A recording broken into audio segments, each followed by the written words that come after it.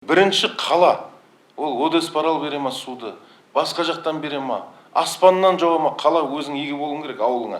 Сен келгеніңе 1,5 жыл болды қазір, менің де, сенің де. Сол кезден осы жерге кеп дабыл қағуың керек еді, анараға қосымша біз ұңғыма қазбасақ болмайды. Ертең анау кетіп қалса анау бүкіл Сабалақ сусыз қалады десең, саған беретін ек қой, миллиардтап ақша беріп жатыр қой саған қазір. Шын айтам, миллиардтап. Бұрын осы жерде есік жағалап жүретін ек, әкімге жалынып, одан кейін замдарына жалынып, арқасынан жасыратын жоқ. Саған аузыңа тығып отыр ақшаны қазір. Ана кішкентай балаға аузына құйрық тығады ғой бірінші кезде, сол сияқты. Сен оны жұтамай ары қарай тастап жатсың, 10 миллиардтап. Енді сұрамайсың ба сол кезде беретін едік қосқан? Ең өзекті мәселе ғой.